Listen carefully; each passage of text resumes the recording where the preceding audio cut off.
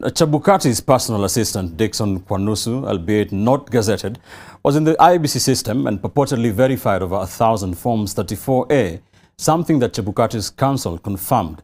However, the IEBC chairperson maintained that no changes were made to Forms 34A on the public portal, as Odinga and Karua allege. NTV's Brian Obuya looks through the poll agency's defense.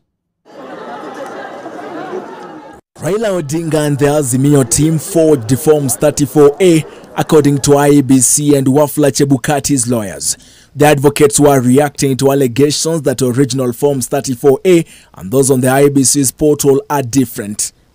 That whether the forms provided by the agents are the same as what is in the portal, the court has to come to one conclusion. Those forms that are being provided in those stations are doctored. They are forgeries, and bad forgeries at that. Odinga had yesterday asked the court to determine why the Forms 34A were captured in JPEG and in color, yet published on the portal in a black and white PDF format. IEBC argued a JPEG file couldn't be altered to assure credibility. We were very deliberate why our KIMS kit will have an imaging software embedded and sent in PDF. One is because of the security I've indicated. The second one is because since it is black and white, and agents will be taking pictures of the form, we wanted to differentiate between what the agents are taking with their form and what we are sending ourselves. Based on John Githongo's evidence, the battery of advocates told the court yesterday that Deputy President William Ruto built a center in Karen where 56 people intercepted Forms 34A, modified them and re-uploaded them onto the public portal. The commission rejected the claim.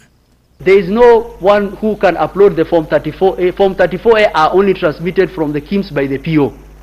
Odinga's lawyers argue that Chebukati's personal assistant accessed the system and changed some 1,143 Forms 34A.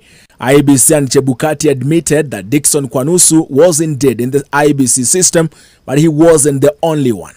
14 officers, and we've attached that into the affidavit of Martin Nyaga, including the chairman's PA, Mr. Abdi Daher, who is a registered, who is a returning officer, and 14 other persons were mandated to actually do that verification process on the table. Smartmatic, the elections agency's voting technology supplier, had declined to open the National Tallying Center server, citing security concerns.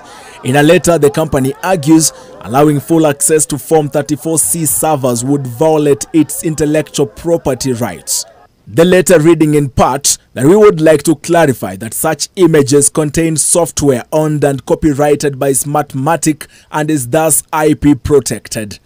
The Greek company that also supplied IEBC with KIMS kits goes ahead to say that in addition to violating our IP rights, this would also jeopardize elections in other countries that are using or have used our systems. Odinga has been pushing the infiltration claims with the backup of a DCI report into the shadowy and controversial landing of 3 Venezuelans into Kenya late July. Brian Obuya, NTV.